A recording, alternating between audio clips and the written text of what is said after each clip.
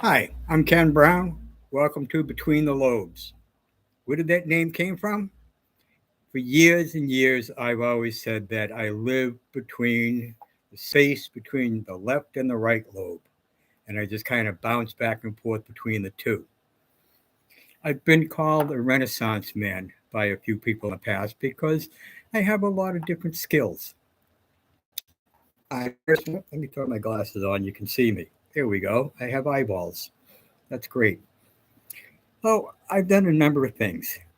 I cook, I clean, I know how to sew, I know how to do a bunch of other domestic things. I can iron a shirt. I've been domesticated, is how I like to refer to myself. I can be trained. It's been proven. I'm also litter box trained as well, which means that every time I walk by a litter box, I stop when I have to clean it. At one point, we used to have 7 cats in our house. It's not a really big house, but when you came in, you couldn't tell that we had one pet, one simple trick. Every time we walked by the litter box, we checked it and we cleaned it. So it was getting cleaned 8 or 9 times a day. The poop wouldn't be there for more than an hour, so you literally have no smell coming out of it. But that was one of the things that we used to do. And there's things that you can do to make your life a little bit easier. You need to think about things. I'm sure a lot of you have heard work smarter, not harder. Well, you don't realize how important it is to work harder when you're young. And as you get a bit older, you realize it's time to start working smarter because your body's not going to hold up. You're not going to be able to survive those 9 to 5 days for another 25 years. Well, you need to figure out how you're going to survive. You have to take care of yourself. It's the most important thing. And if you don't have something that brings you joy, get off your ass and go find something. For me, it's outdoors. When I'm in the woods, I'm around trees and nature, I just get rejuvenated. A lot of people do. And doctors will tell you all around the world, one of the best things you can do for yourself is go spend 15 or 20 minutes out in nature. Yeah. Um, by the way, I'm a cancer survivor, and one of the lasting side effects is a dry mouth. So you'll see me having to sip every now and then. Another one of the side effects is a bit of anxiety, which comes just from a personal, uh, not 100% solid self worth, a little bit of imposter syndrome. Um, I'm in a spot now that I never thought I would be in, personally or professionally, emotionally. Um, I've been battling depression and anxiety for the last 16 years. So, way back when, we were headed to Germany to go visit my wife's family for her parents' 50th anniversary. Well, the day before we were ready to leave, I was on a construction site.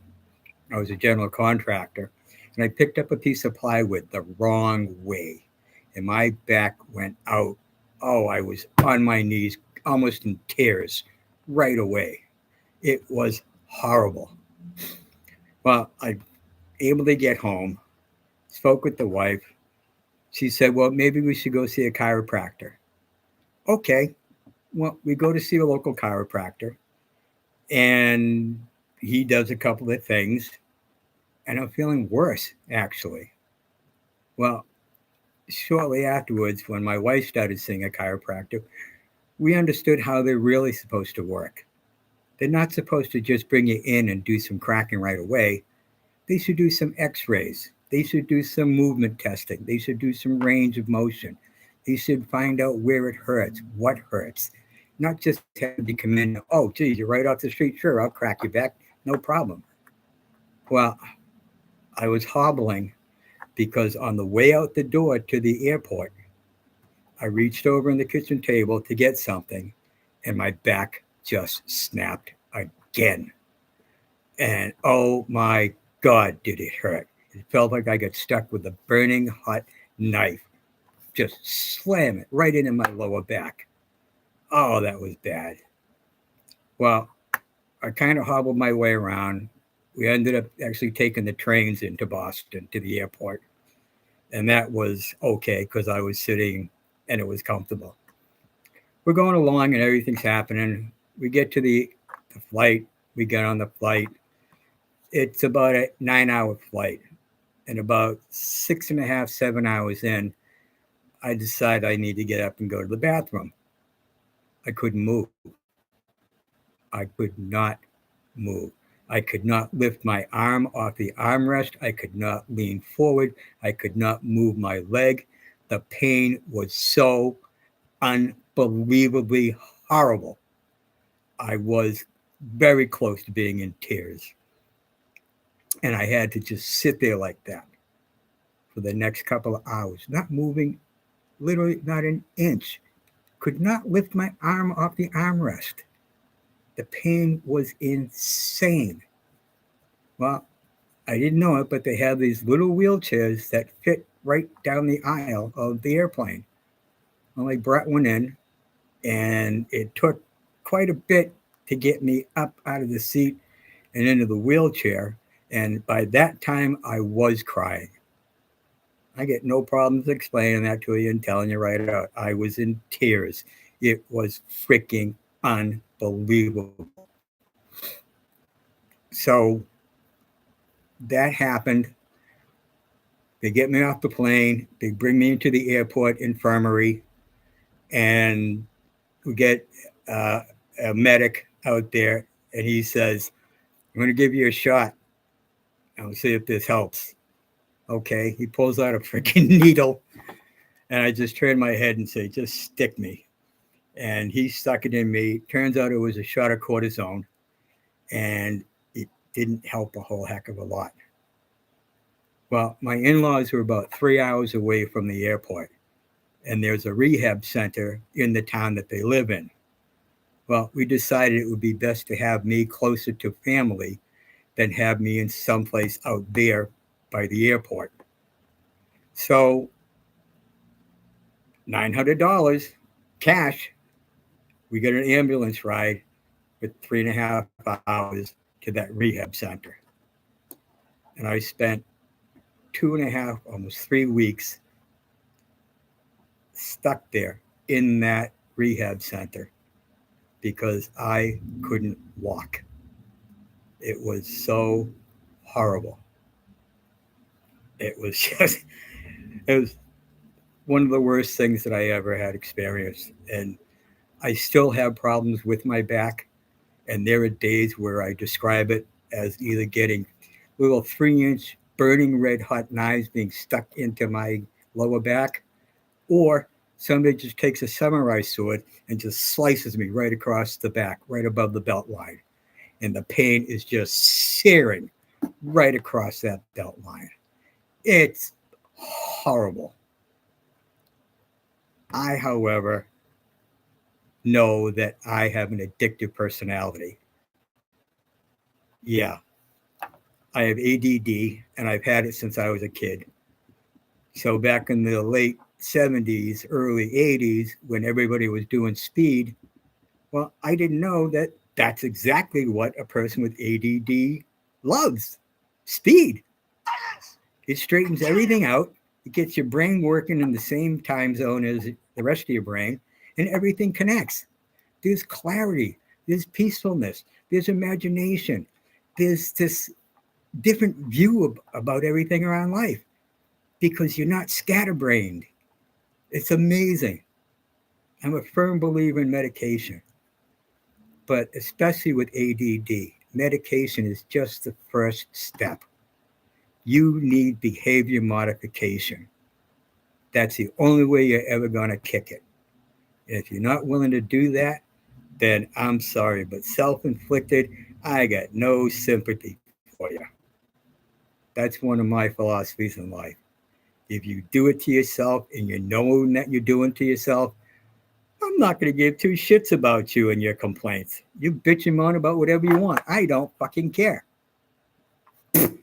Nothing. I'm responsible for myself. Any price that I have to pay, I'm willing to pay, and I know that I'm going to have to pay it. I look at life in many different ways. One of them is I separate doing dumb things from stupid things. Dumb things are making a mistake, and there's really no price to pay for it. It's stupid when there's a price to pay for it. I don't care how big or how small, if there's any price to pay, then it's stupid because that's infringing upon your personal life. You have some penance to pay. You have something that you owe to the gods about this situation. You're on your own. I have no problems with it. You can save one world. I suggest that you save your own. It's not about being selfish. It's not about not caring about other people. It's about realizing that if you are not whole, then you don't have enough to give to other people when they need it. Other people are going to need to count on you at some point in your life.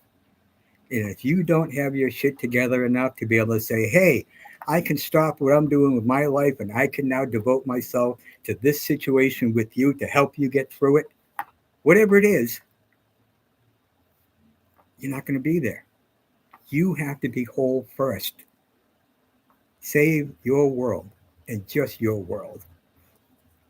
I said, it's 16 years ago, almost 17 years ago, was my in-laws' 50th anniversary.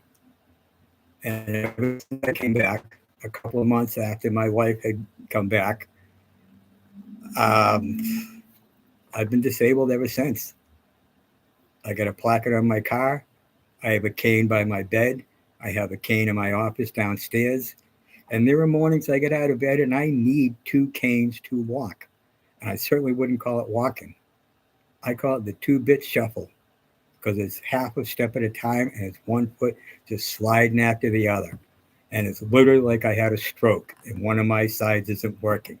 So I got to drag it along and the other one take a little step and drag it along and take a little step, drag it along. It gets to be pretty rough. I've gotten used to it. I've come to accept it because the doctors have told me that there's nothing they can do for me.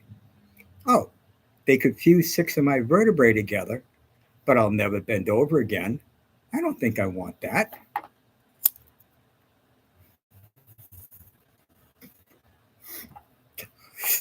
Yep, I'm smoking pot. I do it all the time. One of the biggest problems I had being disabled was realizing that I owned a house. I have 2 pieces of property. We had cats. We ended up getting some goats. Absolutely love those goats. Love them. They passed away earlier this year. It was horrible to see them both go like that. I couldn't be part of that. I couldn't see them. Well, we now have 2 mini goats. So there's goats to take care of. There's a yard to take care of. There's a house to work on. My basement is unfinished.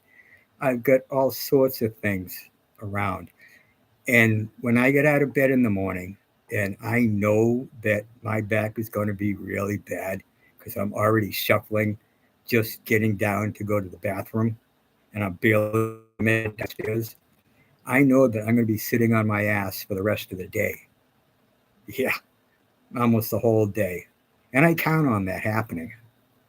Well, the anxiety comes from, the depression comes from knowing that there's a lot of things that need to be done, and I can't get off my ass and do any of them.